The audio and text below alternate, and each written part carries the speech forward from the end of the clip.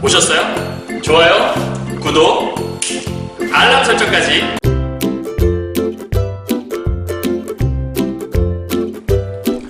안녕하세요. 경화여고 2학년 학생 여러분, 그리고 전국에서 고2 신사고 문화 교과서를 사용하시는 학생 여러분 만나서 반갑습니다. 선생님은 세계 최강 국어쌤 조인수 선생님입니다.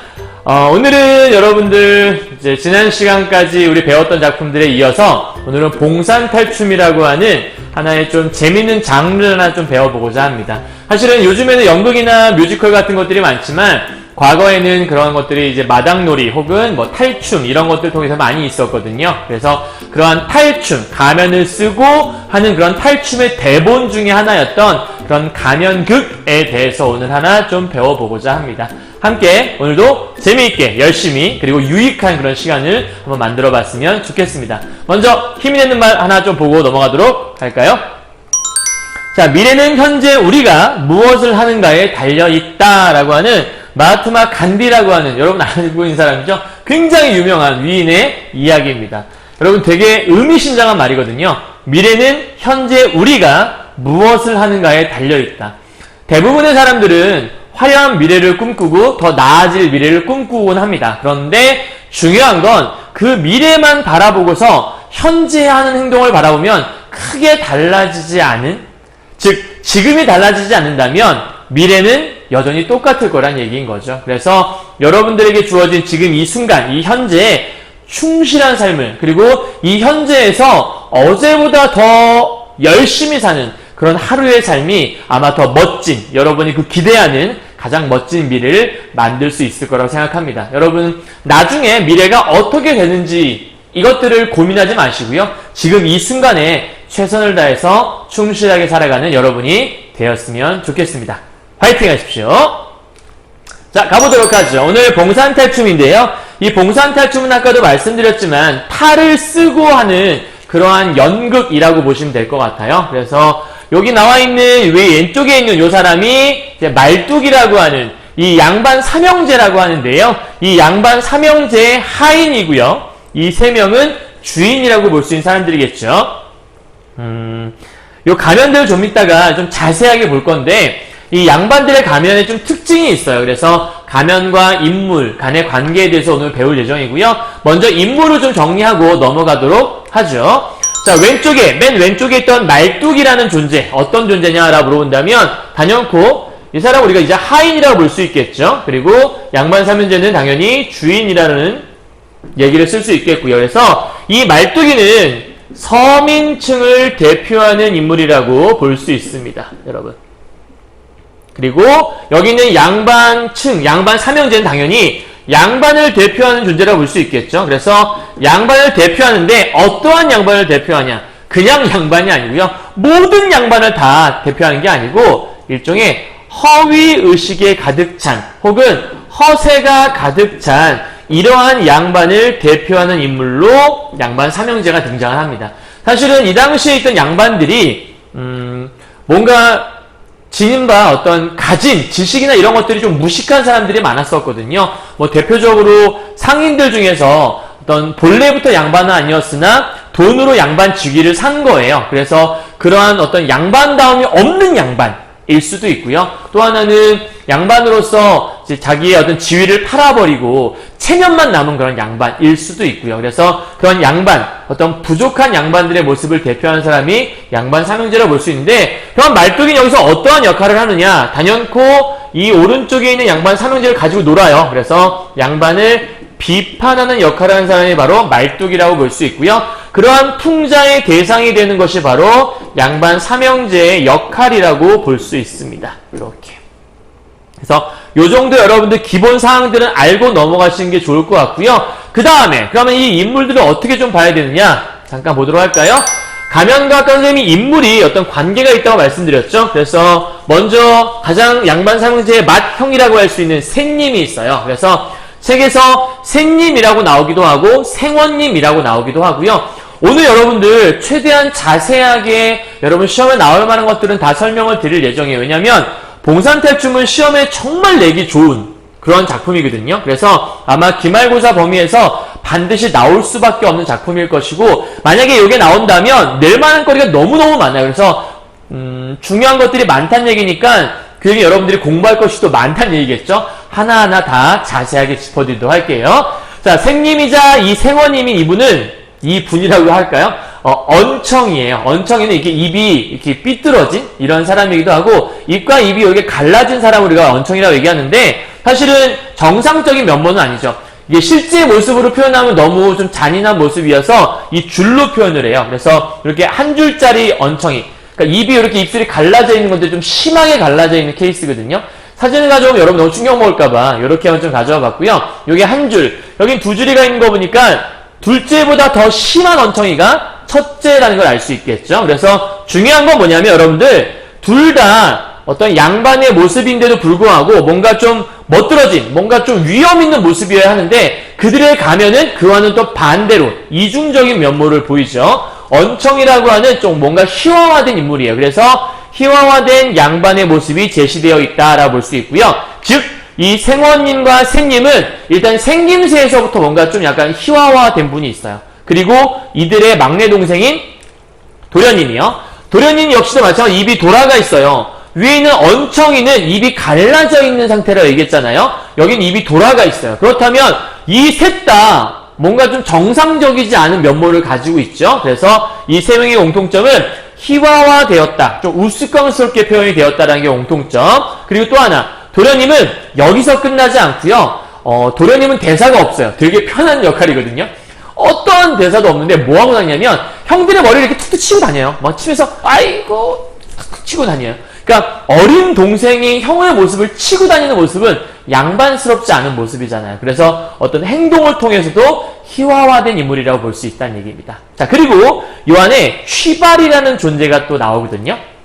물론 말뚝에도 나오지만 이 취발이는 어떤 존재냐? 욕심과 힘이 센, 그러니까 힘이 굉장히 센 욕심 가득한 인물인데 조선 후기의 상인이었던 사람을 대표하는 거고 금전 만능주의, 즉 돈이면 모든 게 다 돼. 그래서 그 돈으로 양반 직위까지 사는 그러한 존재라고 볼 수 있는데요. 양반이 원래 아니에요. 그렇기 때문에 이 양반들, 힘이 없는 양반일지라도 이 양반들이 이 취발이를 이제 명령으로 눌러버릴 수 있는, 그런데 마지막에서 좀 약간 반전도 존재하는 그러한 모습을 지닌다고 볼 수 있습니다. 이해하셨나요? 이 가면과 어떤 이 가면을 통해서 이미 이 사람의 됨됨이를 보여주고 있는 거라서 좀 재밌는 표현이기도 해요. 자, 그 다음 장면 중요한 게 이 봉산탈춤의 제일 중요한 출제 포인트 중에 하나, 제담 구조라는 게 있는데요. 이게 뭐냐면 제담이란 하나의 이야기라고 생각하시면 될 것 같아요. 그래서 한 챕터가 어떠한 하나의 구조를 가지고 있어요. 그래서 하나의 소재를 가지고 한 챕터가 끝나는데 그 챕터가 요 구조로 되어 있고 그 다음 챕터 넘어가게 되면 또 한 소재를 가지고 챕터가 끝나게 되어 있어요. 그래서 본문에서 자세한 것들을 하나하나 설명을 해드릴게요. 사실은 이 작품 같은 경우에는 여러 개의 제담으로 이루어져 있거든요. 그래서 그 제담의 소재들을 머릿속에 아셔야 되고 이 부분이 이 제담 속에서 어느 부분이냐. 그래서 제담의 제일 처음 시작은 쉬라는 말부터 시작해요. 쉬 하면서 이야기가 시작이 됩니다. 오케이. 다음 두 번째요. 쉬 다음에 본격적으로 여기 있는 말뚝이라는 존재가 양반들을 조롱하기 시작을 합니다. 예를 들면 양반할 때 그 양반이 원래는 문반과 무반을 합쳐서 제대로 된 뜻인데도 불구하고 계잘향할 때 양자와 개다리 소반할 때 반자를 쓰는 양반, 그러니까 말도 안 되는 걸로 양반이라고 이제 얘기를 하는 거예요. 그러니까 양반들을 약간 조금 우스꽝스럽게 표현을 하는 거죠. 자, 조롱을 하면 양반들이 즐거울까요? 더 해줘. 난 조롱당하니까 너무 좋아. 막 이럴까요? 그런 사람이 어디 있겠어요. 양반이 화가 나겠죠. 그러니까 양반이 호통을 칩니다. 야, 이거 뭐야? 소리를 칩니다. 그럼 호통을 치면 사실은 하인이고 주인이라고 했기 때문에 이 말뚝이가 거기다가 대고 이게 막 반항을 할 수 없겠죠. 그러니까 살짝 쭈그러든다는 말이 맞는지 모르겠지만 살짝 쪼그라들어서 말뚝이가 변명을 하기 시작합니다. 사실 어떻게 듣는 겁니까? 제가 아까 얘기한 거는 그게 아니라 이렇게 얘기했던 겁니다. 근데 듣는 사람들은 다 알아요. 아까 정말로 놀리려고 했다라는 거를. 근데 이 말뚝이가 전 놀리려고 한 얘기가 아니라 사실은 이렇게 얘기했던 거예요. 좀 심하게 얘기한 경우에 말뚝이가 A입니다 라고 얘기해놓고 뭐야? 그렇게 얘기하니까 제가 언제 A라고 했어요? 제가 B라고 했죠? 이렇게 얘기하는 거예요. 근데 양반들이 분명히 자기가 A라고 들었거든요. 근데 B라고 얘기하니까 그래? 그러면서 안심을 해요. 자, 그럼 여러분 한 번 변명했다고 이거에 대해서 안심하는 모습을 보면 이 양반들이 똑똑한가요? 굉장히 멍청하다는 걸 알 수 있어요. 그래서 되게 무지한 모습을 알 수 있죠. 자, 그렇게 안심을 하고 나니까 이제 모든 게 다 잘 끝났잖아요. 함께 어우러져서 춤을 추는 것으로 이야기가 마무리되는 겁니다. 이해하셨나요? 그래서 영웅의 일대기적 구조라는 게 있었잖아요. 그와 유사하게 이 봉산탈춤에도 하나의 재단이라는 구조가 들어있는데요. 그럼 이제 쉬의 기능이 무엇이냐? 그걸 여러분 잠깐 알고 넘어가도록 하죠. 자, 쉬라는 건 사람들이 시끌시끌 복잡할 거 아니에요. 그래서 그럴 때 자, 쉬! 이렇게 얘기하면서 뭔가 재담을 시작을 하는 거예요. 그러니까 지금부터 무엇인가 이야기를 시작하겠다라고 얘기하는 재담의 시작을 알리는 부분이라고 보시면 되겠죠. 그럼 쉬! 하면 사람들이 나도 쉬! 이렇게 얘기할까요? 따라서? 그렇지 않아요. 다들 조용히 하고 이제 뭔가 시작하려나 보다. 그래서 다들 그 사람에게 뭐 하게 되냐면 집중하게 되는 거죠. 자, 나한테 집중해라 라고 하는 의도가 여기 담겨 있는 거예요. 그리고 한편으로 여기에 또 하나 이 속에 숨어있는 뜻은 뭐냐면 자, 지금부터 양반 얘기를 할 테니 잠깐 집중하시고 이분들에게 집중해 보십시오 라고 얘기하면서 이 쉬라는 것들은 그 양반들의 권위를 약간 세워주는 척하는 모습이 이렇게 드러난다는 거예요. 이해하셨죠? 자, 그 다음에 말뚝이의 조롱 파트에서 이제 드디어 뭘 하냐면 이 양반의 권위를 무시하는 부분이 등장을 하게 돼요. 그리고 무시와 동시에 함께 이들의 어떤 모습을 풍자하는 모습이 등장하게 되는 거죠. 자, 그럴 때 양반이 화를 내요. 그러면 뭔가 화를 내면 서로 사이가 안 좋아지잖아요. 그럼 긴장이 풀어져요? 아니면 긴장감이 생겨요? 여기는 긴장감이 생기겠죠. 그래서 양반의 호통을 통해서는 뭐가 생기는 거냐면 긴장감이 이렇게 고조된다라는 거. 긴장감이 형성된다고 볼 수 있겠죠. 자, 그럴 때 말뚝이가 변명을 해요. 제가 그런 게 아니라. 그래서 이 말뚝이가 양반들에게 복종을 합니다. 그런데 뒤에 가게 되면 사실 진짜 복종이 아니라는 걸 알 수 있거든요. 그래서 여기는 일시적인 이 말뚝이 하인으로서의 복종이 드러나는 부분이라고 생각할 수가 있어요. 자, 그리고 나서 양반이 안심을 하잖아요. 이 안심하는 거 아까 얘기했지만 A가 아니라 B라고 얘기했잖아요. 이렇게 얘기한단 말이에요. 근데 사람들은 다 A라고 얘기한 걸 알거든요. 근데 양반만 모르는 거예요. 그래서 이 양반의 뭘 보여주냐면 무지를 보여주는 파트구나. 이걸 생각하시면 돼요. 자, 이제 마지막으로 함께 춤을 춘다라는 건 뭐냐면 이제 재담이 뭐 했다? 재담이 끝이 났다라고 얘기할 수 있고요. 그럼 이 춤과 함께 이제 이 앞뒤 재담, 이 재담이라는 게 뭐 되는 거냐면 재담을 구분해주는 역할을 이렇게 한다고 볼 수 있어요. 왜냐면 이제 춤을 추는 거니까 재담이 끝났구나. 그럼 춤 다음 부분은 요 춤 이전의 얘기와 다른 얘기가 시작이 될 거 아니에요. 그래서 재담을 좀 구분해주는 그런 역할을 하는 게, 기능을 하는 게 이 끝 파트인 춤 부분이라고 볼 수 있어요. 그래서 요 6개의 단계에 따라서 이 가면극에 하나의 재담들이 함께 이렇게 돌아가고 있다는 거. 사실은 되게 여러 재담이 존재하는데 우리 책에는 한 2가지 정도가 나와요. 그럼 나중에 시험에서는 다른 재담이 또 등장할 수도 있겠죠? 여러분들이 그게 요 6단계 중에 어디에 해당하는지를 잘 체크하실 수 있어야 해요. 이해하셨나요? 자, 그러면 요 재담 구조를 다시 한번 정리하자면 이렇게 된다고 볼 수 있습니다. 쉬라고 하는 것들은 재담의 시작 파트다. 그리고 말뚝이의 조롱, 그리고 양반의 호통, 그리고 말뚝이의 변명에 더불어서 양반이 안심하는 부분까지는 이러한 재담이 전개되는 양상을 보여주는 것이고 다 함께 춤을 추는 걸 통해서 재담이 끝이 난다라고 설명하시면 깔끔하게 정리가 되는 거죠. 이해하셨죠? 자, 그렇다면 선생님이 지난 시간부터 각각의 작품들을 포인트를 잡아드리고 있잖아요. 우리 책을 봤다면 적어도 요 5가지는 기억하자라고 해서 포인트 5개를 한번 가져와 봤습니다. 선생님이 잡은 거예요. 다른 선생님들은 다르게 잡을 수도 있지만 선생님은 이 교과서에서 요 5가지만 이해하더라도 다 이해했다라고, 뭐 다는 모르겠, 한 90% 이상은 이해했다라고 얘기할 수 있는 파트인 것 같아요. 자, 첫 번째부터 볼까요? 재담 구조라고 방금 얘기했던 그 구조가 6단계로 있잖아요. 그래서 6단계에 대해서 잘 이해하고 있는가, 그걸 먼저 판단하시고요. 두 번째, 춤과 쉬의 기능이 무엇이냐, 방금 배웠지만 본문 속에서 한 번 더 얘기해 드리도록 할게요. 다음 세 번째요, 양반의 무지와 허세가 드러나는 파트가 있다. 그럼 이 얘기를 외울 것이 아니고 너무 쉽잖아요. 그러면 어느 부분이 양반의 무지와 허세를 드러낸 부분인가, 그 파트를 여러분이 스스로 찝어낼 수 있어야 돼요. 그게 제일 중요한 모습이 볼 수 있겠죠. 우리 책에 나와 있지 않은 봉산탈춤의 대본은 엄청 많아요. 그러니까 어디가 나올지 모르는 거기 때문에 특히 수능이라고 한다면 어디가 나올지 모르겠고 내신이라고 할지라도 본문 외에 다른 것들을 가져올 수도 있으니까 그럴 땐 여러분들이 찾아내는 연습을 좀 해보셔야겠죠. 자, 네 번째요. 이 작품에는 되게 다양한 표현 기법이 등장하거든요. 대표적으로 언어유희, 말장난이라고 하죠. 열거는 종류를 나열하는 걸 얘기하고요. 과장은 일종의 뻥이에요. 뻥.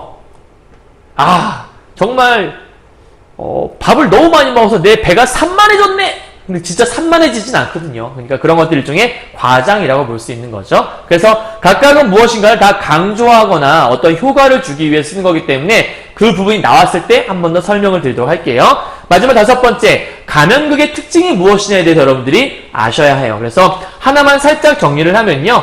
가면극이라고 하는 건 예전에 요즘 나온 연극과 좀 차이가 있어요. 왜냐하면 가면극을 할 때 어떤 무대를 꾸미고 하지 않거든요. 그냥 사람들이 와서 지금부터 연극을 시작하겠어. 자, 쉬! 하면 그 자리가 바로 이제 무대가 되는 거예요. 그래서 엄밀하게 얘기하면 무대와 객석이 구분이 되지 않아요. 객석이라는 건 관객들이 있는 장소이고 무대는 배우들이 있는 공간이잖아요. 그런데 그냥 한 공간이 같이 있는 거예요. 그래서 지금 연극 같은 경우 여러분들이 예를 들면 이런 거겠죠. 여러분 정말 나는 저 사람 때문에 정말 살 수가 없습니다.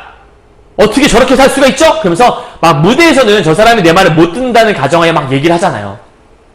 저놈을 내가 꼭 죽여버리고 말 겁니다. 이렇게 얘기를 했어요.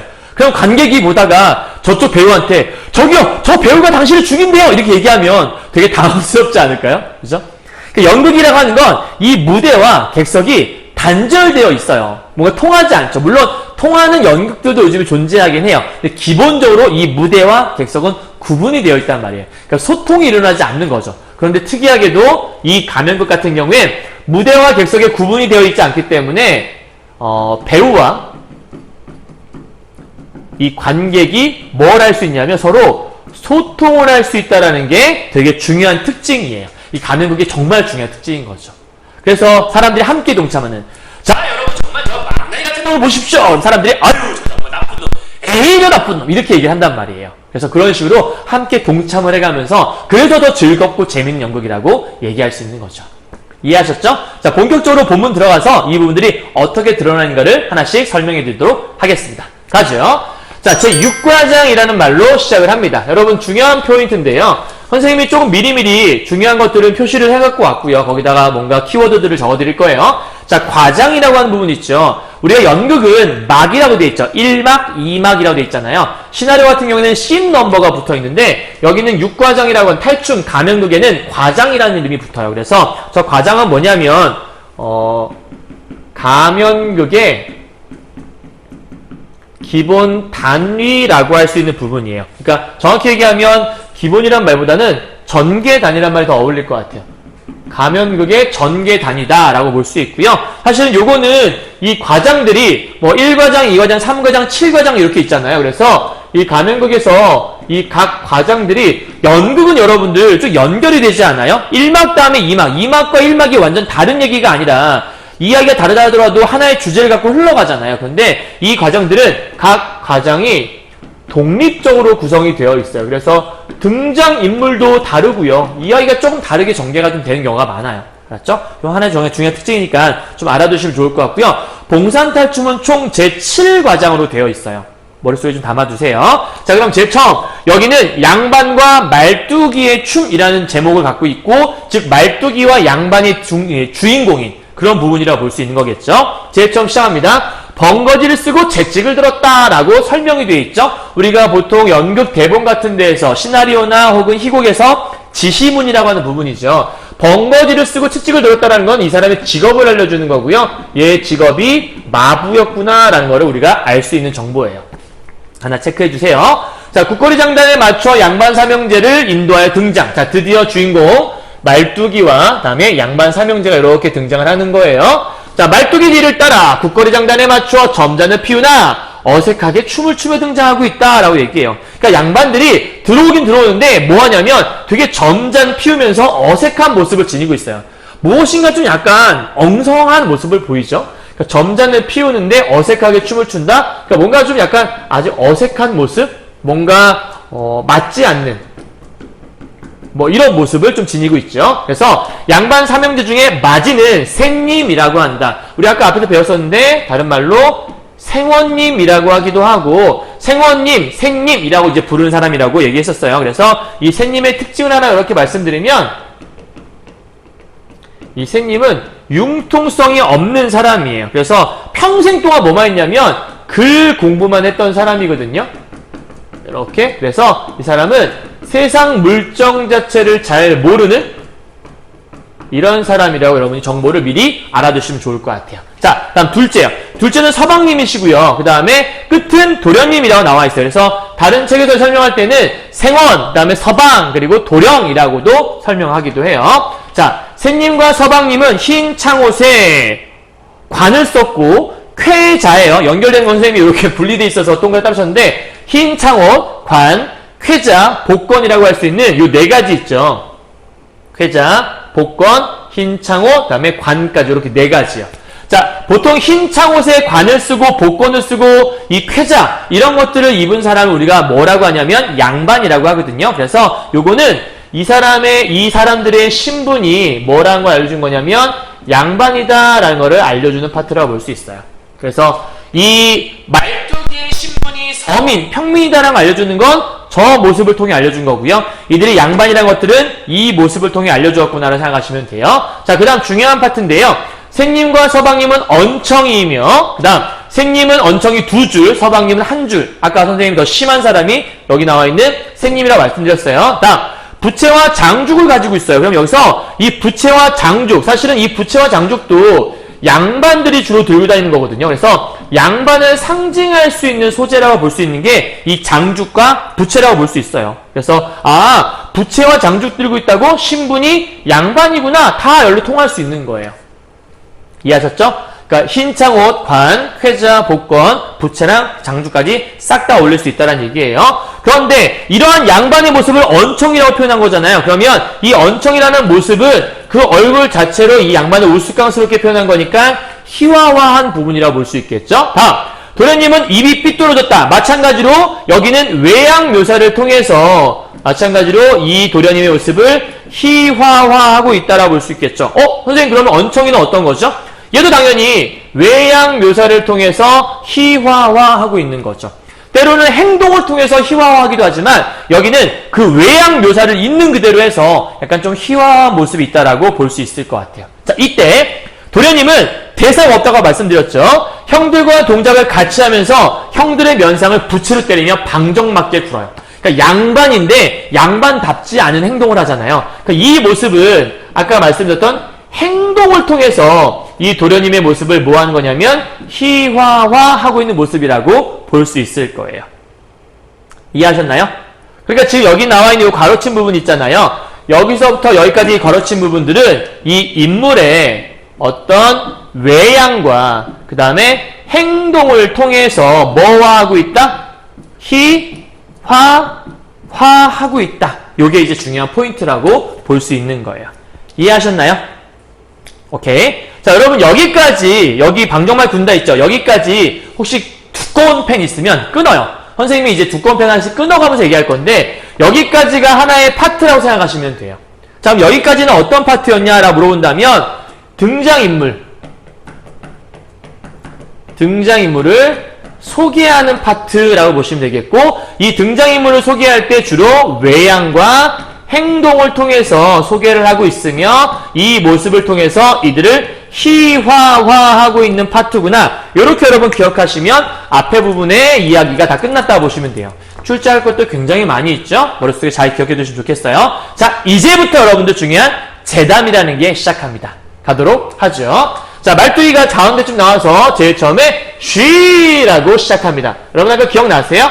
재담의 6단계의 제일 처음 시작은 쉬라는 말부터 시작한다고 했었죠. 그래서 쉬하고 사람들을 지금 뭐 하고 있는 거냐면 집중시키고 있는 부분이라고 아까 말씀드렸던 것 같아요. 그래서 쉬 재담이 시작되었다. 그리고 사람들의 모든 이제 극이 시작되니까 여기에 집중해라 라고 하는 그런 뜻이라고 말씀드렸어요. 1단계네요. 쉬 재담의 시작. 양반 나오신다 라고 얘기해요. 그러니까 양반 나오니까 어쩌라고요? 양반 나오신다 라는 얘기는 양반의 위엄을 살려주는 거예요. 양반 나오니까 다들 이제 조용히 하십시오. 야, 서민 따윈 조용히 해! 라고 지금 얘기를 하고 있는 부분이겠죠. 자, 양반이라고 하니까 이제 드디어 입을 싹 풀기 시작합니다. 괄호 묶어보세요.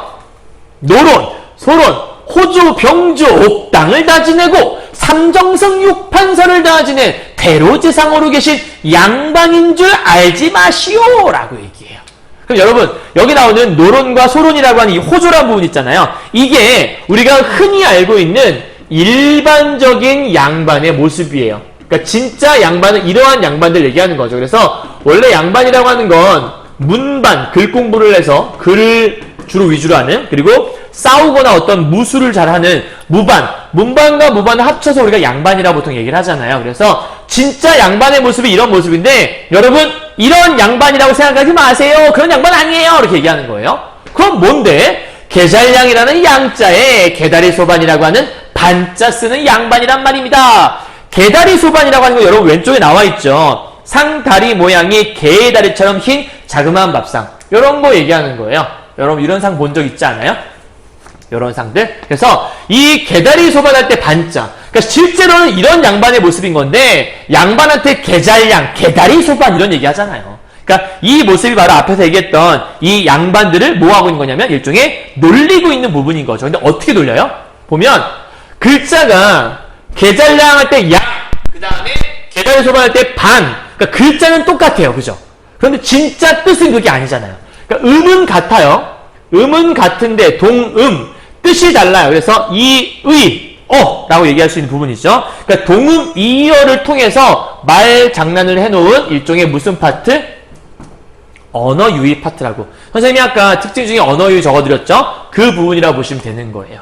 그래서 지금 이 말뚝이의 쉬 다음에 나오는 요 파트의 부분이 바로 말뚝이의 양반들을 모아하는 부분인 거죠. 이렇게 해서 조롱하는 파트인 거죠.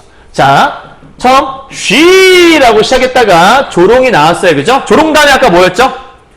양반이 뭐 난다고요?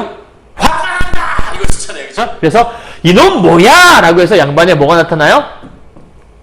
호통이 나타나는 거죠. 그래서 양반이 쉬담 조롱하고 양반의 호통이 이렇게 나왔다라고 생각할 수 있겠죠. 양반이 호통 나오니까 말뚝이 살짝 쭈그라들어야겠죠. 그래서 아까 그 말뚝이가 약간 변명을 한다고 그랬죠. 아, 이 양반도 어찌든지 모르겠소. 노론소론 호조 병조 옥당을 다 지내고 삼정승 육판서 다 지내고 태로제상으로 계신 이생원내 삼형제분이 나온다고 그리하였소 라고 얘기하면서 이 파트의 부분은 진짜 양반인 것처럼 설명했다라는 식으로 말뚝이가 뭐하는 모습이죠? 변명하는 모습인 거죠. 그 진짜 머리가 좋지 않아요? 아예 없던 얘기를 하는 게 아니라 이런 거죠. 아, A라고 생각하지 마시고 얘네들은 B예요 라고 얘기했다가 아, 이놈 뭐야? 라고 얘기했더니 아, 못 들었어요? 아까 A라고 했잖아요. 그러니까 이걸 얘기한 적이 없는 게 아니거든요. 그래서 이걸 얘기했다는 식으로 B는 얘기한 적이 없다는 식으로 그렇죠? A라고 생각하지 마시오. 얘네들은 B예요 라고 하니까 너 이놈 B라고 라고 얘기하니까 아예 어떻게든지 모르겠네. 내가 A라고 하지 않았어 라고 하는 거예요.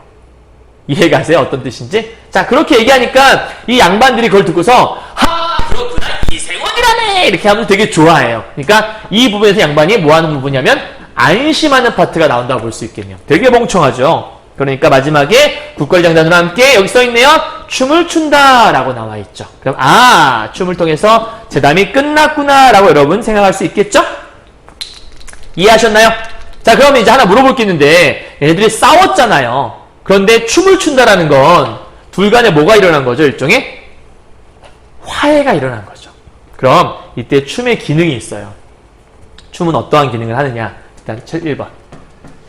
일시적인 화해를 가져와요. 선생님이 왜 일시적인 화해라고 얘기했을까요? 일시적인 화해. 이 뒤에 양반을 또 놀리거든요. 그러니까 영원한 화해가 아니고 잠깐 동안 화해가 일어나는 거예요. 그래서 일시적인 화해가 일어난다라고 볼 수 있고요. 또 하나, 두 번째. 춤을 추잖아요. 분위기가 신나죠. 그러면 그게 분위기를 뭐 하는 거냐면 고조시키는 역할도 해요. 그게 춤의 기능이라고 볼 수 있어요. 다음, 세 번째. 이 일시적 화해라는 거 여러분 알겠죠? 갈등이라는 게 일시적 화해된다는 얘기를 하는 거예요. 다음 세 번째 기능은 아까 춤을 춘다는 얘기는 이제 다른 얘기할 거라고 얘기했잖아요. 그래서 제담과 제담 사이에 그럼 춤이 있을 수밖에 없겠죠. 그래서 이 세 번째는 제담 사이의 경계 파트라고 볼 수 있는 부분이에요. 세 번째는 제담 사이의 경계 파트다라고 얘기할 수 있는 거고요. 마지막 네 번째는 결국은 이 춤이라는 게 앞과 뒤를 연결해 주는 거니까 어떤 책에서는 이렇게 설명하기도 해요. 장면 전환의 연결고리 역할을 하고 있다. 그러니까 만약에 이 춤이 없었다라면 앞 이야기와 뒷 이야기를 읽는 게 되게 어색해지는 거예요. 춤을 한번 추고서 정리를 하니까 새로운 이야기를 또 시작할 수가 있잖아요. 그래서 앞 이야기와 뒷 이야기로 장면이 전환되는데 좀 긴밀한 역할을 한다라고 볼 수 있는 거죠. 그러니까 새롭게 이야기를 전환하기에 되게 좋은 기능이라 볼 수 있어요.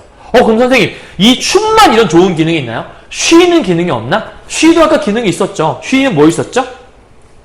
일단 쉬라고 얘기를 하게 되면 1번 음악과 춤이 음과가 아니라 음악이 막 나오고 있고 사람들이 춤을 추고 있는 장면이 있다가 이 다음에 또 이제 쉬라고 시작을 하거든요. 그러니까 음악과 춤이 정지되는 역할을 하는 게 바로 쉬의 기능이라고 볼 수 있을 거예요. 쉬 하고 있어요. 그 다음 두 번째, 관객의 주의를 아까 선생님이 집중시킨다고 했죠. 그걸 다른 말로 우리가 환기한다라고 얘기해요. 쉽게 걱정한 것들을 잠깐 이렇게 진정시키고, 자 이제 여기에 좀 집중하십시오 라고 할 때 그거 모습을 우리가 환기란 말을 설명한다는 얘기예요. 그리고 아까도 말씀드렸지만 세 번째는 이제 제담이 뭐 된다? 제담이 시작된다 라고 볼 수 있겠죠. 선생님 그럼 여기는 다섯 번째가 더 써야겠네요. 제담이라는 게 뭐 되는 거다? 마무리되는 거구나. 이렇게 여러분 얘기할 수 있는 게 바로 다섯 번째라고 볼 수 있겠네요. 이해되셨나요? 되게 중요해요. 여기는 춤과 쉬의 기능을 지금 여러분 첫 번째 제담에서 설명을 다 드린 거예요. 시험에서는 이 쉬와 제담의 기능을, 쉬와 춤의 기능에 대해서 분명히 물어볼 거거든요. 여러분 잘 체크해 주시면 좋겠어요. 자, 여기까지가 한 덩어리 얘기의 끝이에요. 근데 여기는 뭐에 대한 얘기냐면, 제담은 제담인데 무슨 제담? 양반이라는 이름을 갖고 한 제담. 즉 양반 글씨 갖고 한 제담이라 볼 수 있어요. 자, 두 번째 제담은 무슨 얘기가 나오는지 한번 살펴보도록 하죠. 쉬! 마찬가지로 제담이 뭐 되고 있는 부분이죠? 똑같이 제담이 시작되고 있는 파트라고 볼 수 있겠죠. 이 부분 지우고 시작할게요. 혹시 못 적었던 사람은 잠깐 아까 돌아가서 멈춰놓고 적고 오셔도 돼요. 자, 쉬에서 다시 제담이 시작되는 파트라고 볼 수 있겠네요. 자, 두 번째입니다. 조금 전에는 양반 소재의 제담이었어요. 다시요. 조금 전에는 양반 소재의 제담. 자, 두 번째는 여보 구경하시는 양반들. 여기서 중요한 출제 포인트가 막 살짝 보이네요. 여보라고 하는 거는 관객에게 한 얘기일까요? 같이 무대에 있는 배우한테 한 얘기일까요? 구경하시는 양반들이니까, 물론 이때 양반은 진짜 양반 얘기한 게 아니에요. 그냥 구경하시는 분들이란 뜻이에요. 이 양반이 진짜 그때 양반이에요. 알았죠? 일종의 그냥 그 양반이 아니라는 거 기억하셔야 되는 거고요. 자, 그렇다면 이 부분은 진짜 양반들을 가리키는 게 아니겠죠. 되게 중요한 건 여러분 의외로 몰라요. 그래서 이 양반은 진짜 양반이 아니에요, 여러분.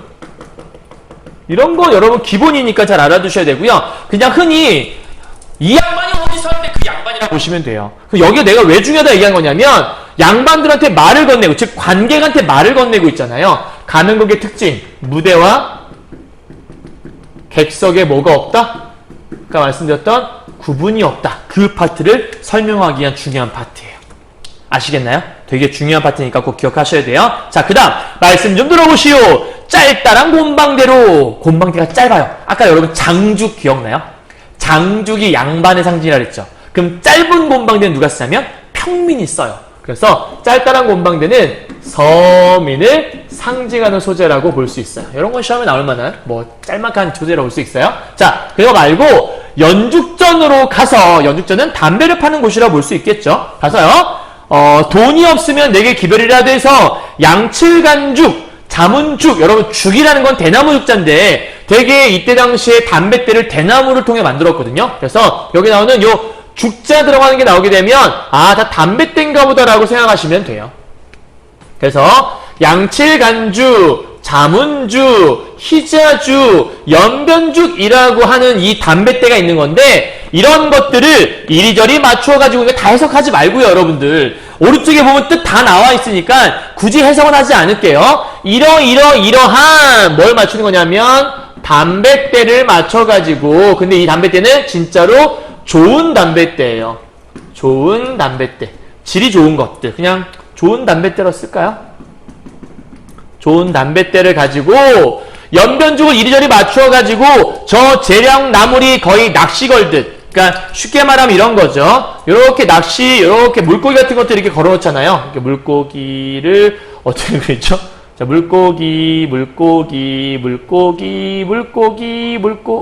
이렇게 걸어놓잖아요. 그죠? 그래서 뭐 이렇게 낚시 같은 거 이렇게 쭉 걸어놓듯이 담뱃대를 여기다 싹 걸어놓은 다음에 사람들이 여기 가갖고 이 담배를 쭉 피란 얘기를 하는 거예요.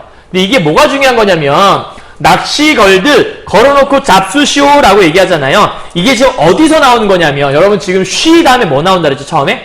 말뚝이에 조롱 파트가 나온다 그랬죠. 이 부분이 지금 말뚝의 조롱 파트라고 볼 수 있는 거거든요. 근데 이게 왜 말뚝이 조롱이지? 라고 얘기하는 거냐면 요게 이 파트예요.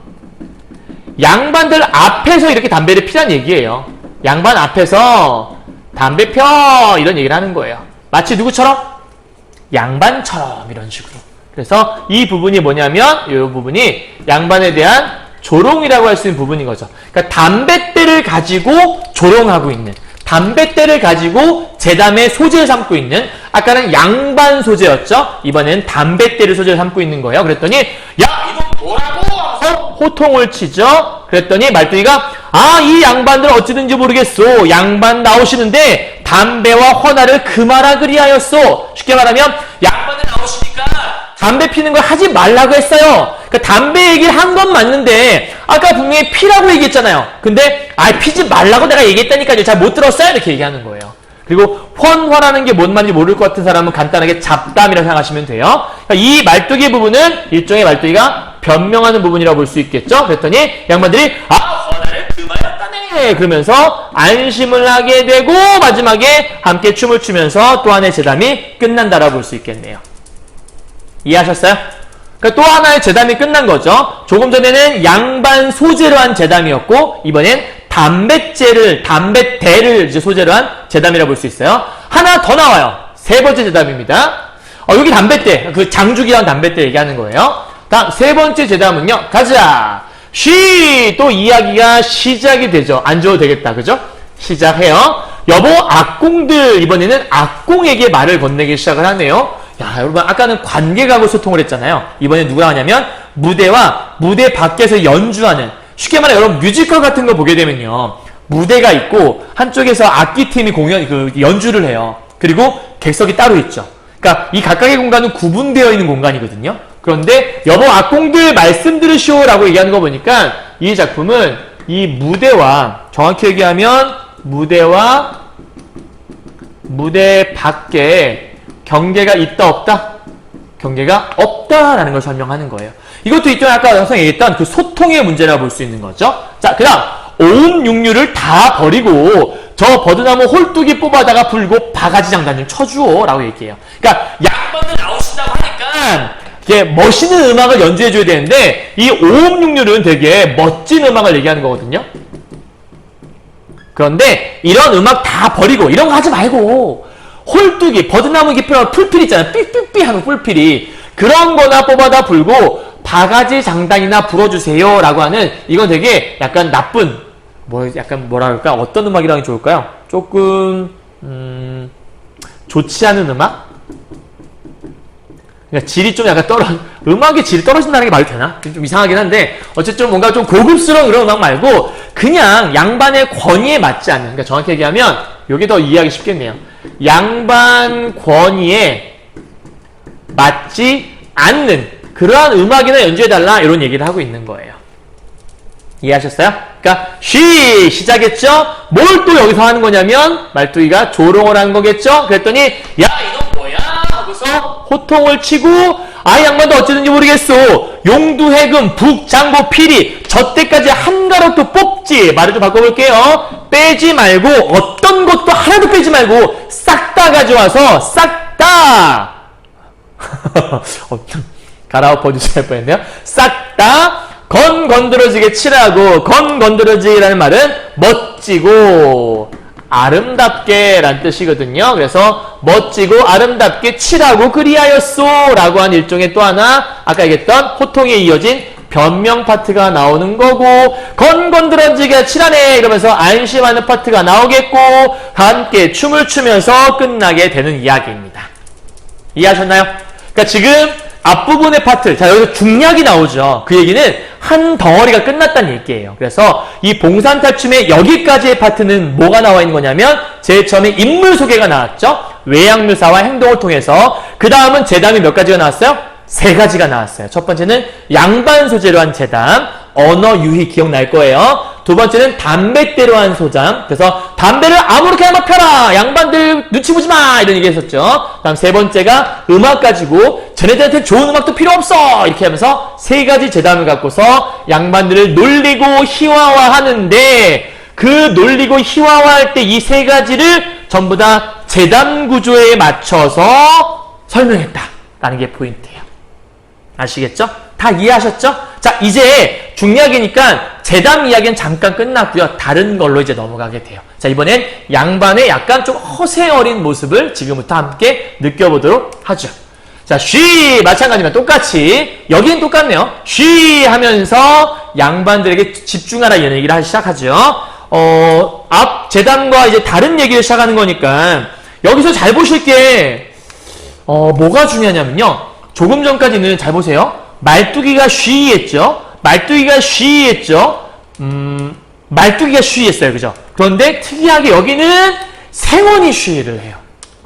그러니까 조금 전까지는 말뚝이가 주인공이 되어서 모든 걸 주도했다면 이제는 주도를 양반이 주도하기 시작을 하는 거예요. 그래서 요거는 앞에 제담과 다른 쉬예요. 그죠? 물론 기능은 똑같아요. 모든 사람이 좀 집중하라는, 뭔가 제담을 시작하겠다는 똑같은 건데, 여기 파트에 뭐가 다르냐면 이제부터는 양반의 제담을 시작하겠다. 이제부터 양반이 주도가 되어서 모든 이야기를 시작하겠다라고 설명하고 있는 것 같죠? 자, 그럼 양반들끼리 뭔 얘기가 나오면 보도록 하죠. 여보게 동생, 우리가 본시 양반이라. 이런데 가만히 있자니 갑갑도 하네 그려. 우리 시조 한 수씩 불러보세. 자, 중요한 첫 번째 소재, 이번엔 시조 이야기입니다. 선생님이 중요한 소재들 드리고 있어요. 처음에 인물 외양묘사, 다음 양반, 그 다음 담뱃대, 그 다음 음악 얘기했죠. 이번엔 시조 얘기예요. 자, 이걸 우리가 다른 말로 시조놀이라고 하는데 서로 시조짓기 놀이를 하는 거예요. 그러니까 뭔가 시조 한 수씩 불러보자고 얘기하는 거 뭐냐면 뭐 양반이니까 요 정도는 할 수 있어야지 않아? 그래서 일종의 약간 과시하고자 하는 의도가 여기에 담겨있다? 이렇게 보시면 돼요. 양반이니까. 아, 형님 그거 참 좋은 말씀입니다. 그랬더니 판나만 늙었으니 다시 젊지는 못하리라. 그래서 하하하 이게 웃기 시작을 해요. 그죠? 요게 여러분들 늙음에 대한 노래인데 이게 되게 전형적인, 그러니까 되게 누구나 할 수 있는, 뭐 뻔하게 누구나 다 알고 있는 그런 전형적인 탈로가예요. 탈로가라는 뜻은 늙음을 한탄하는 노래라는 뜻이에요. 그러니까 이게 되게 어렵게 듣는 노래가 아니라 그냥 뭐 글 좀 아는 사람이면 누구나 할 수 있는 그냥 뻔한 노래라는 뜻이에요. 흔한 노래, 아무 노래, 뭐 그런 거 보시면 될 것 같아요. 하하 하고 웃어요. 양반 시조 다음에 말뚝이가 다청하. 이번에 말뚝이가 이제 시조를 지어요. 뭐라고 하냐면 낙양성 심리허에 높고 낮은 저무덤에 라고 얘기합니다. 요거는 어떠한 노래냐면 일종의 인생 무상을 노래한 건데 인생 무상 노래한 민요라고 볼 수 있어요. 민요라는 게 뭔지는 알죠? 민요라는 것들은 일종의 그 백성 사이에 지은 노래가 볼 수 있잖아요. 그러니까 지금 말뚝이가 왜 이 노래를 불렀냐면 여기까지 여러분 하나 좀 끊어보면 좋을 것 같아요. 여기서부터 여기까지가 하나의 이야기라 볼 수 있는 건데 이 민요를 여기서 부른 이유는 뭐냐면 양반이 지었던 이게 시조잖아요. 이 시조에 대한 답가라고 볼 수 있는 거예요. 그러니까 뭐냐면 네가 지은 이 시조는 흔히 너희가 시조나 한번 지어볼까 라고 했던 그 시조는 내가 부른 민요와 별반 다를 게 없어 라고 얘기하는 거거든요. 그러니까 지금 뭐 시조에 대한 답가로 되어 있으니까 이 시조가 뭐 민요와 다를 바 없네 요런 얘기를 지금 하고 싶었던 거예요. 말뚝이 입장에서. 무슨 말인지 이해 가시나요? 그러니까 지금 여기까지 선생님이 지금 끊어준 이유는 뭐냐면 시조놀이나 한번 해보자 라고 얘기하면서 양반이 자기들이 되게 양반이니까 뭔가 되게 허세 어린 표정으로 뭔가 대단한 걸 하는 것처럼 시조를 지었단 말이에요. 그런데 시조를 짓긴 지었는데 이 말뚝이가 야 네가 지은 시조는 내가 노는 이 미녀하고 뭐 그냥 또이또이가 아니라 뭐 같은 거야 뭐 이렇게 얘기를 하는 걸 통해서 일종의 이 미녀를 가지고서 이렇게 보면 될 것 같아요. 엉터리 시조 읍기 파트라고 보시면 돼요. 그러니까 시조놀이 한번 해보자 라고 했는데 막상 나온 시조가 너무나 누구나 뻔히 알만한 그런 시조를 지으니까 말뚝이가 니네 시조가 뭐 다 그렇지 뭐 내가 부른 미녀나 또이또이야 이렇게 얘기하고 있는 모습이라고 보시면 될 것 같아요. 이해하셨나요? 재밌는 파트를 볼 수 있죠? 그러니까 지금 이 파트는 뭐냐면 양반의 시조나 말뚝이라고 하는 서민 있죠? 이 서민의 미녀나 뭐가 다르니? 그게 그거지 뭐. 그러니까 잘난 척하지 마 이런 얘기를 하는 거라고 볼 수 있어요. 자, 두 번째 이야기입니다. 자, 1번 시조놀이 끝났어요. 두 번째. 다음은 글이나 한 수 지어보세. 이번엔 뭔가 글짓기 놀이를 하나 하네요. 글짓기로 한번 넘어가 보도록 하죠. 자, 형님이 먼저 한번 지어보시오. 그랬더니 형님이 그럼 동생이 운자를 한번 내게 라고 얘기합니다. 이 운자 놀이라는 게 뭐냐면요. 하나의 글자를 줘요. 그러면 그 글자를 가지고서 글자를 집어넣어서 뭐 노래를 만드는 거라고 보시면 돼요. 일종의 우리가 랩 같은 거 라임으로 보면 끝에 뭐와 뭘 넣어서 한번 지어봐 이렇게 얘기하는 거거든요. 우리 랩 배틀 할 때 주제를 주잖아요. 예를 들면 뭐 학교 그러면 네가 학교에 갔어 그래서 학교 뭐 가잖아요. 지금 랩을 잘 못하긴 해서 어쨌든 그런 걸 하는 거예요. 그래서 흔히 이제 운자라고 해서 산자와 영자를 주면 끝에 산과 영이 들어가게 이제 시조 같은 거나 글을 짓는 거라고 볼 수 있죠. 제가 한번 내드리겠습니다. 산과 영입니다. 그랬더니 그거 참 어렵네. 동생 되고 안 되고 제가 부를 터이니 한번 드러나 보게 그러면서 지어요. 울룩줄룩 작대 산하니 황주 평산의 동선병이라 라고 얘기합니다. 울룩줄룩 작대산하니 황주 평산의 동선영이라 얘기했는데 여러분 이게 무슨 의미가 있는 것 같아요?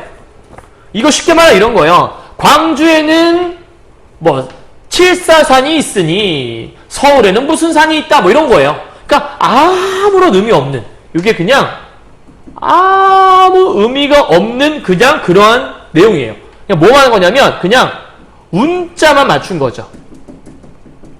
되게 질 낮은 문장이라는 거예요. 그래서 이걸 통해 지금 뭘 보여준 거냐면 이 양반의 허세를 보여주기도 하고 허세 그리고 한편으로 양반에 있던 어떤 무식함 무지함 이런 것들을 보여주기도 하는 거예요.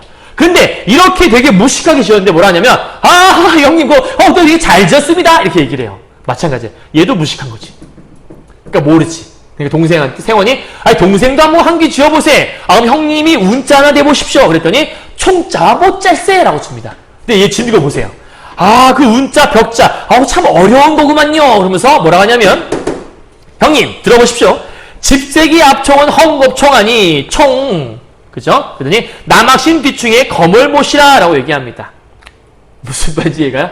내 신발은 나이키 제 신발은 뭐 이렇게 뭐 얘기하고 있는 거예요. 그러니까 지금 얘도 마찬가지로 아무 의미 없이 운자만 맞추고 있는 거예요. 그러니까 이 두 개의 모습은 아무 의미 없이 운자만 맞춘 양반의 허세를 풍자한 거라고 볼 수 있다는 얘기죠.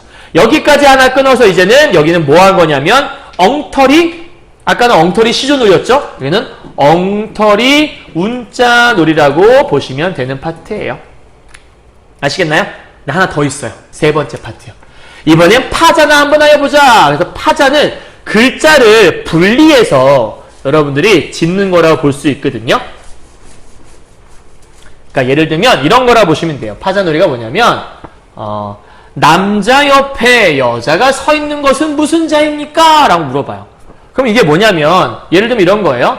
여러분들 이거 아세요? 이런 글자?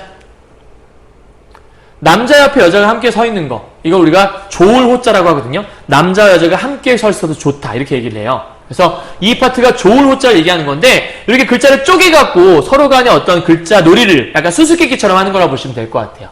이해하셨어요? 자 그런데 파자놀이를 한번 해보자 얘기했더니 주둥이는 하얗고 몸뚱이는 알락달락한 자가 무슨 자냐라고 얘기했어요. 그러면 저거에 어울리는 뭔가 한자를 생각해야 되잖아요. 근데 얘 하는 말 봐봐요. 운고옥편에도 없는 그거는 옥편 그러니까 한자 사전에도 없는 자인데 그거 참 어렵습니다. 혹시 피마자라고 하는 거 아닙니까? 이렇게 얘기해요. 피마자가 뭐냐면 왼쪽에 나와 있죠. 피마자가 아주까리라고 하는 열매인데 이 열매 이거예요. 이 열매 이게 피마자거든요. 근데 주둥이는 하얗고 몸뚱이는 알락달락한 자가 무슨 자냐라고 얘기하니까 진짜 얘는 수수께끼라고 생각을 하는 거예요. 그러니까 파자놀이가 뭔지를 모르는 거예요. 그냥 글자를 갖고 하는 그런 파자놀이 생각한 게 아니라 그냥 말 그대로 주둥이 하얗고 몸뚱이 알록달록한 음식 뭔가 그 식물을 생각했던 거죠. 그래서 피마자라고 하는 그 자가 아닙니까? 라고 지금 얘기를 하고 있는 거예요. 이해가세요? 애들은 파자놀이가 뭔지도 몰라요. 이게 지금 요게 이 피마자라고 하는 이 피마자의 생김새를 설명한 거거든요. 그러니까 어떤 유식하지 못하니까. 그래서 사실은 피마자라고 하는 게 아닙니까? 라고 한 요 파트 있잖아요. 요거는요. 실제로 요게 파자놀이가 아닌 거예요. 파자놀이가 아니고 그냥 수수께끼라고 볼 수 있는 거죠. 이거는. 요렇게. 그러니까 지금 파자놀이와 수수께끼 이 두 개를 혼동하고 있는 그런, 어쩜 혼동도 아닐 수 있어요. 그냥 말 그대로 파자놀이가 뭔지 모르는 거죠. 그러니까 이 부분은 뭐냐면 이 양반의 아까 얘기했지만 그 무지함을 보여주는 파트라고 볼 수 있는 거예요. 이해하셨어요? 자, 이제 밑에 보니까 형님 그럼 내가 앉아 부르라고? 그랬더니 논두렁 살피 짚고 섰는 자가 무슨 자입니까? 그럼 논두렁이라는 한자에다가 뭔가 짚고 있는 자라고 하는 아들 자자라 뭔가 자가 있는 이런 한자를 합해서 얘기해야 되잖아요. 근데 세원이 뭐라고 하냐면 그거 참 어려운 자일세. 그건 논임자가 아닌가? 아니 논두렁 옆에 살고 있는 거니까 논을 지킨 논임자라고 얘기하는 거예요. 마찬가지로 지금 이 부분이겠죠. 파자놀이가 전혀 뭔지도 모르고 그냥 수수께끼 이렇게 생각을 하는 거예요. 진짜. 그죠? 그러니까 지금 여기까지 거참 잘 맞췄습니다. 여기까지 한번 끊어보시면 여기까지는 지금 엉터리 뭐 하고 있는 거예요? 엉터리 파자놀이를 하고 있는 거예요. 그러니까 세 가지를 했죠. 엉터리 시조놀이, 엉터리 운자놀이, 엉터리 파자놀이까지. 그러니까 이 세 가지 왜 한 거죠? 결국은 양반의 무식함을 풍자해주고 있는 거죠. 그래서 이 파트 나오는 부분을 선생님이 정리를 한번 따로 해봤어요. 이 파트 나오는 게 뭐냐면 바로 이렇게 정리해 보시면 될 것 같아요. 막간 정리 파트인데요. 앞에 부분 다시 한번 정리를 한번 해보도록 하죠. 우리 앞에서 양반 삼형제의 외양묘사 혹은 생김새 인물 소개했었고요. 그 다음에 말뚝의 양반을 놀리는 걸 세 가지 주제로 양반, 담뱃대, 음악 갖고 했었죠.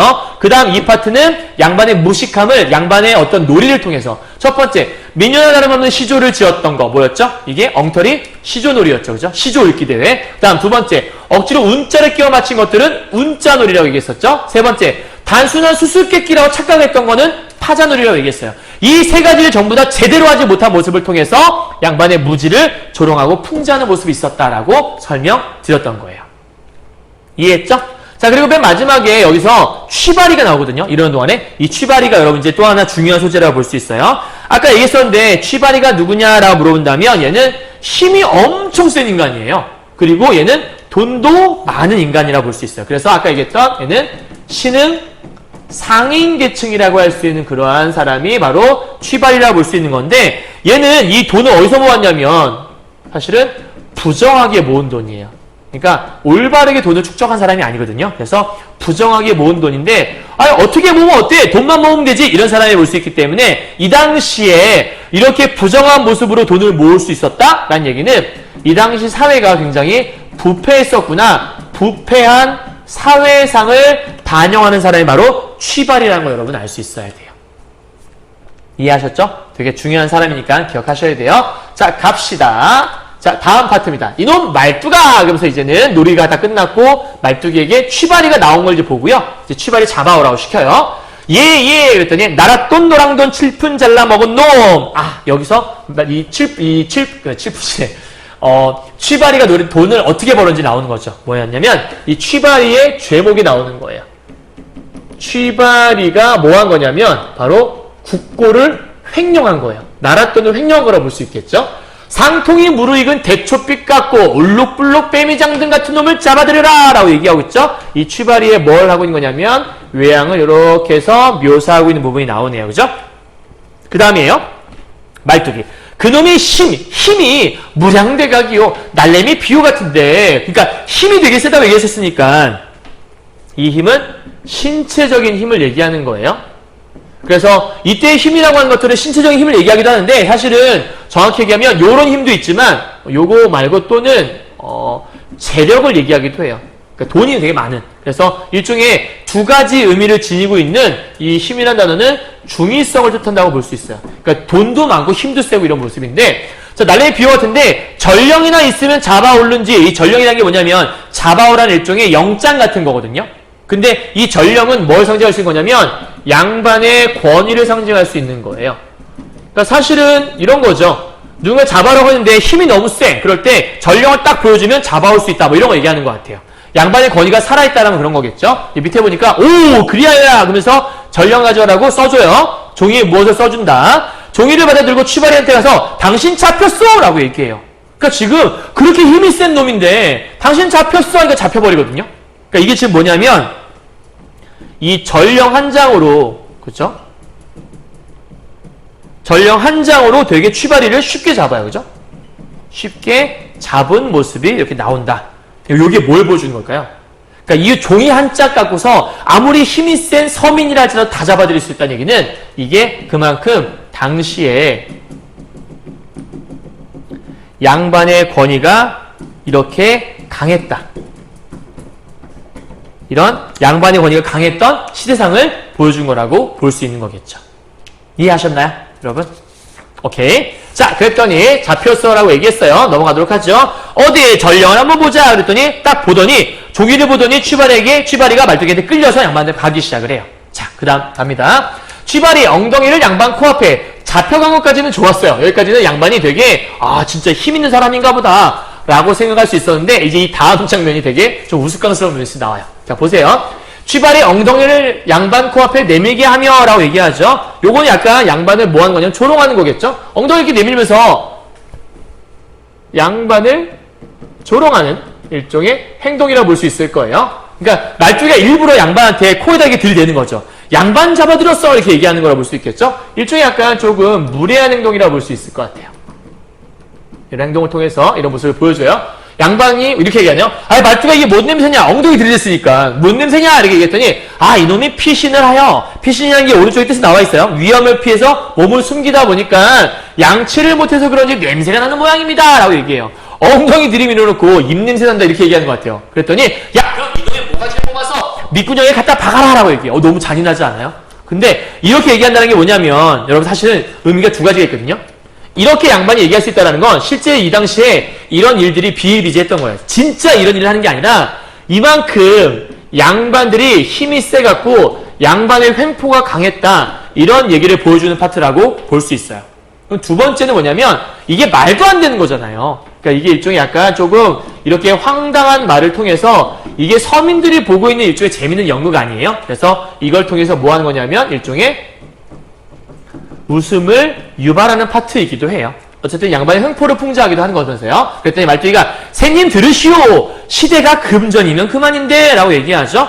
이 얘기는 돈이면 다다라는 얘기니까 이 당시가 물질 만능주의가 현재 팽배한 시대였구나. 요거를 보여준다고 볼 수 있겠죠. 그래서 물질 만능주의가 팽배했다라는 것들을 우리가 다른 말로 이런 걸 우리가 배금주의라고 설명하기도 해요. 함께 시험에 나올 만한 용어들이니까 알아두시면 좋고요. 하필 이놈을 잡아다 죽이면 뭐 하겠소? 그냥 돈이나 몇백냥 내라고 하면 우리끼리 노다 쓰도록 하면 생도 좋고 나도 돈량이나 벌어 쓰지 않겠소? 라고 얘기해요.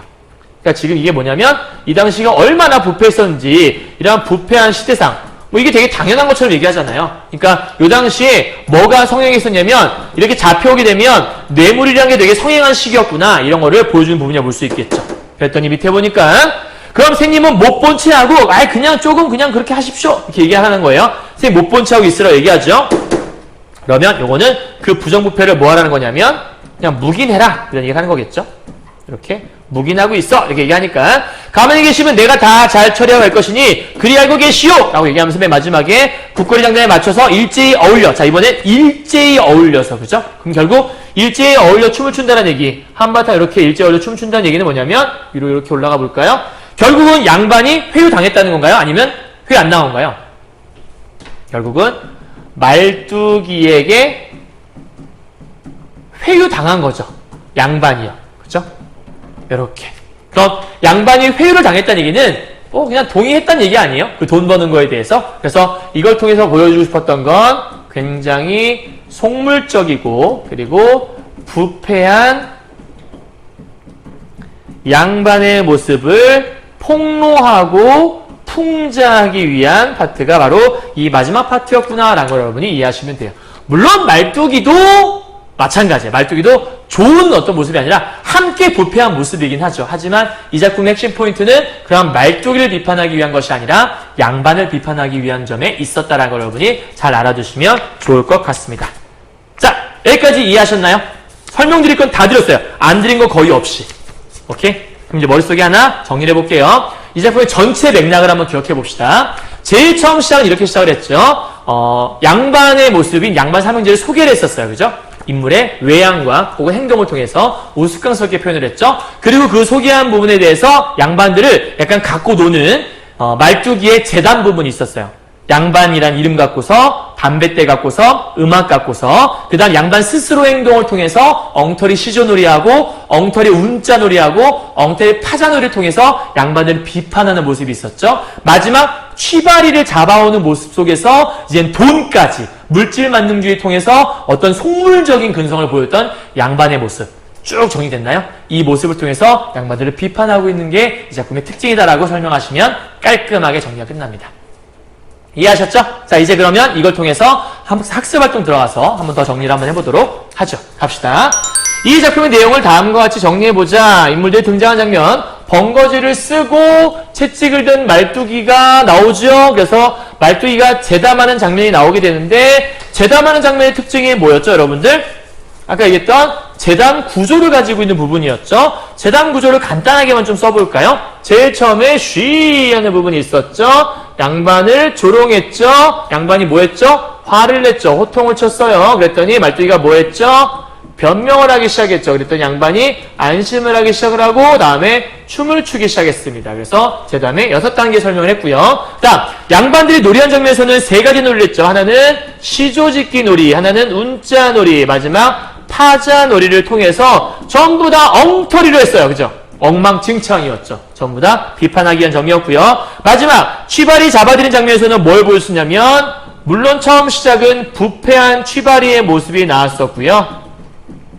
이런 취바리 모습 못지않게 눈 감아주는 양반의 모습이 나옴으로써 이들의 어떤 속물적인 근성을 드러내었다는 것도 하나의 특징이라고 볼 수 있겠습니다. 마지막 퇴장하는 장면은 다 같이 춤추며 나가는 모습이니까 크게 정리할 필요 없을 것 같고요. 되셨나요?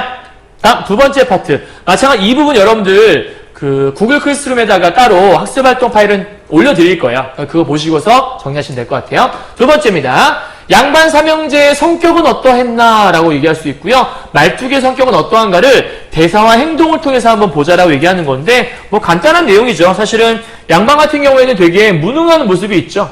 능력이 있어 보이진 않아요. 그리고 굉장히 허위, 허식계에 가득 찬 인물이라고 볼 수 있을 것 같은데 이를 통해서 되게 무식한 성격을 우리가 엿볼 수 있고요. 그 다음 말뚝이 같은 경우는 양반들을 지금 비판하고 저항하고자 하는 그런 의식을 갖고 있는 사람이었다. 그래서 얘네들에 비하면 굉장히 똑똑한 지혜로운 모습을 살짝 엿볼 수 있는 것 같아요.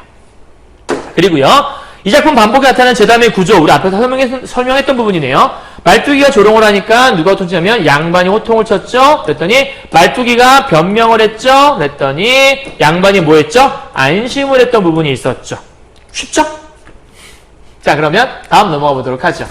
자, 말뚝이가 두드러진 표현과 특징과 효과를 얘기해보자고 하는 건데 계잘량이라는 양자에 개다리 소반이란 반자 아까 얘기했던 것 같은데 말의 글자는 똑같은데 의미가 좀 약간 다른 거였잖아요. 그러니까 지금 가번 파트 핵심이 뭐냐라고 물어본다면 여기는 동음 이의 어를 이용해서 일종의 언어 유희를 해놓은 부분이라고 볼 수 있는 파트. 언어 유희의 방법은 되게 많아요. 그런데 동음 이어 이용을 볼 수 있겠고요. 여기는 운자 놀이를 하는 파트라고 볼 수 있잖아요. 그래서 여기의 모습은 뭐였냐면 의미 없는 운자들이었죠. 그죠? 그래서 의미 없는 문장을 쭉 나열해서 되게 있는 채 하는, 뭐가 있는 채 하는? 지식 있는 채 하는 이런 모습을 통해서 일종의 언어 유희를 해놓은 부분이라고 볼 수가 있어요. 이것도 일종의 언어 유희한 방법이라고 볼 수 있을 것 같아요. 마지막 세 번째요. 논두렁이 살피 섞고 있는 자가 무엇입니까? 그래서 여기는 지금 뭐냐면 단어의 뜻하고요. 그죠? 그 다음에 단어의 뜻과 글자의 동일성을 이용한 일종의 수수께끼를 하고 있는 부분이거든요. 그래서 말 갖고서 장난치고 있는 부분이니까 여기도 언어 유희를 통해서 하고 있다라고 볼 수 있어요. 그래서 표현상 특징이 그럼 뭐냐라고 물어볼 수 있는 건데 결국은 네 글자로 언어 유희가 제일 중요한 뜻이겠죠? 그리고 이걸 통해서 어떤 효과를 주고 있는 거지? 결국은 양반들을 조롱하기 위해서 이 모든 수단을 갖고 온 거라고 볼 수 있잖아요. 그래서 양반을 조롱하기 위한 수단인 거고 이를 통해서 사람들에게 웃음을 유발할 수 있고 사실은 서민들의 모습이 되게 많았던 거니까 한편으로는 이러한 양반들의 뭘 풍자하는 거냐면 허세를 풍자하고 있는 모습이 이 안에 들어있다라고도 설명할 수 있을 겁니다. 웁스 이해하셨나요? 막 물병물병 세고 있어요. 자 여기까지 이해하셨을 까 생각하고요. 두 번째 넘어가도록 할게요. 이 작품에서 등장인물이 관객이나 그 밖의 인물에게 말을 거는 장면들이 있었어요. 이거 기억나시죠? 구경하시는 양반들이라고 하면서 관객에게 말 거는 부분이 있었고요. 악기를 연주하는 악공들에게도 말을 걸었잖아요. 그러니까 그 모습을 통해서 어떠한 소통 방식의 특징이냐를 물어보는 건데 아까 이미 설명했었어요. 뭐였냐면 무대와 객석에 뭐가 없다? 구분이 없다라고 설명드렸었고요. 그죠? 그래서 이걸 통해서 앞에서 보니까 관객이나 혹은 악공들도 극 중에 참여가 뭐였냐면 가능했다라고 여러분들 앞에서 배웠던 것 같아요. 오케이? 자, 이제 마지막 세 번째인데요. 여기 보니까 대사와 지시문의 일부래요. 중략 부분에 있는 거. 그러니까 없는 거예요, 우리 책에는요. 네 이놈, 양반을 모시고 나왔으면 세처를 정하는 거. 이제 우리 책에 없는 부분인데 어떤 머물 만한 장소를 좀 잡으라고 하거든요. 그랬더니 채찍을 가지고 원을 크게 그어요. 그러니까 원 쭉 그은 다음에 여기가 바로 여기요! 이렇게 얘기를 하는 거거든요. 그래서 사실은 원을 그어서 한 바퀴 돌면서 여기가 그 장소다라고 얘기하는 건 이 가면극의 특징 중에 하나인데 특별한 무대 장치가 없어요. 그러니까 특별한 그러니까 연극 같으면 이렇게 뭔가 이게 소품 같은 게 나올 거 아니에요. 근데 여기는 그런 게 없으니까 특별한 무대 장치가 없다. 이걸 보여주는 부분이라고 볼 수 있어요. 그래서 그냥 이 부분을 통해 알 수 있는 건 그냥 인물이 여기가 화장실이다라고 얘기하는 순간 화장실이 돼버리는 거예요. 여기 화장실이 있지 않소? 진짜 화장실이 있네? 그러면서 이렇게 앉아서 하는 거예요. 그래서 인물의 말이나 혹은 행동 이거를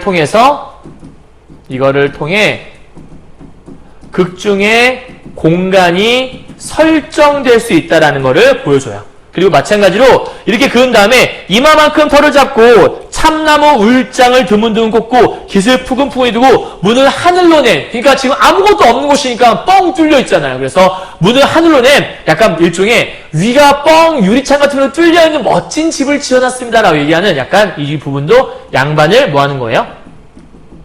조롱하는 부분이라고 볼 수가 있어요. 그랬더니 밑에 야 이놈 뭐야 하면서 또 나와요. 그러니까 일종의 약간 재단 파트라고 보시면 될 것 같아요. 이해하셨죠? 이거 되게 중요한 거니까 기억하셔야 돼요. 특별한 무대 장치가 없다라는 것들. 자, 마지막 세 번째인데요. 조선 후기 가면극의 특징을 한번 살펴보자 얘기하는 건데 사회적 기능에 관한 이야기보자라 얘기했어요. 선생님이 중요한 파트를 하나 노란색으로 표시해봤거든요. 우리의 민속극 가운데 가면극은 풍자 정신을 드러내기 가장 적합한 양식인데 특히 양면적 속성이 있다. 어떤 양면적 속성이냐면 풍자 대상의 부정의 면모를 가면이 극적으로 표현해요. 그러니까 가면 그 자체가 그 풍자 대상의 모습을 보여주는 건데 풍자 주체의 정체를 숨길 수도 있다고 얘기해요.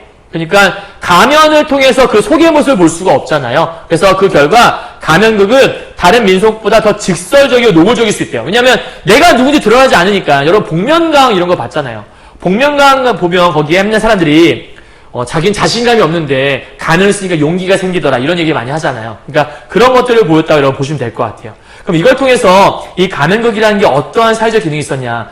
자신 있게 자기의 표현을 할 수 있는 부분인 거잖아요. 그래서 이걸 통해서 일종의 부정적인 사회상을 뭐 할 수 있냐면 폭로할 수 있었다. 그래서 이걸 통해서 사회가 조금은 변혁되기를 이거를 기대하는 모습이 이 안에 들어있었다. 그래서 이걸 통해서 사실은 조선 후기 사회의 모습을 얘기해 주는 거고요. 이 조선 후기 사회에 이렇게 서민들의 비판의식이 이렇게 하나씩 싹 트고 있었다라는 것들을 설명해 주는 파트라고 보시면 될 것 같아요.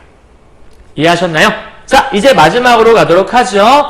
각 작품 갈무리 파트예요. 자, 자, 이 작품은 국가무형문화재 제17호인 봉산탈춤의 대본 중 일부인데 황희도 봉산에 전해지는 산대 노름 계통의 탈춤으로 제1과장 사상좌춤, 제2과장 블라블라 다 써있다 얘기해요. 어쨌든 중요한 건 전체 7개 과장이니까 각각이 독립된 이야기, 독립된 과장이라고 아까 설명드렸던 것 같고요. 등장인물이 다양하게 설정되어 있고 그래서 등장인물이 다 달라요. 각 과장마다. 조선 후기의 생활상을 생생하게 보여준다라고 제일 중요한 거는 생생한 표현, 실감나게 설명한다는 거겠죠. 넘어가죠. 겉으로는 양반이 위엄을 차리고 말투기를 꾸짖고 있어요. 이놈 뭐야? 라고 얘기하면서요. 그죠? 그러니까 이게 지금 일종의 겉으로는 양반 위엄 차리고 말투기를 꾸짖지만 실제로는 양반들이 말투기에 거듭 속아 넘어가는 파트가 나와요. 그러니까 이게 앞에서 얘기했던 그 재단 구조를 설명하는 부분이겠죠. 뭐냐면 조롱을 하고 있고 그 다음에 변명을 하니까 얘네들이 안심을 하잖아요. 그러니까 이러한 모습들이 전부 다 약간 그 재단 구조에 들어가 있는 부분이니까 그걸 설명하는 거고요. 생원과 서방과 도령 같은 경우에는 그들의 무식함이 낱낱이 폭로되는 모습이 나오죠. 그래서 표현상 특징으로 이렇게 비속한 일상어를 바탕으로 하기 때문에 익살, 해학성이죠. 일종의 재밌는 해학성을 주기도 하고요. 과장된 표현이 아예 등장한다 얘기도 하고 언어 유희 같은 것들을 사용한다 얘기하는데 이 골겜이라고 하는 것들이 바로 비판이라는 것들을 설명하는 부분이라고 보시면 돼요. 자, 그리고 어리석고 부패한 양반층을 직접 비판하거나 또는 돌려서 풍자했다. 그러니까 대놓고 얘기하지 않으니까 막 돌려서 막 살짝 얘기하기도 하죠. 이걸 통해서 서민들의 비판 정신과 함께 발랄한 삶의 태도를 드러낸 작품이 이 작품이고 마지막에 조선 후기의 현실과 서민문화의 특징을 잘 보여준다는 것도 하나의 특징이라고 볼 수 있을 것 같습니다. 되셨나요? 자, 그러면 이걸 통해서 이제 마지막 이것만은 꼭꼭꼭을 통해서 마무리 정리를 한번 해보도록 하죠. 자, 일단 제일 처음 시작은 가면극과 탈춤 대본이라는 건 아까 말씀드렸죠. 그래서 가면을 쓰고 하는 연극이라는 뜻이고요. 다음에 탈춤의 하나의 대본이 될 수 있는 그런 부분이에요. 다음 두 번째, 풍자와 비판은 같이 갈 수 있는 거라 볼 수 있겠고요. 그 다음에 재밌게 웃음을 유발하는 거라 있으니까 해학적인 부분이 있다고 볼 수 있겠죠. 그 다음에 서민들이 주로 즐길 수밖에 없는 양반을 비판하는 거니까요. 다음 주제요. 양반의 무지와 허세에 대해서 조롱하고 풍자하기 위한 것들은 계속해서 얘기했었고요.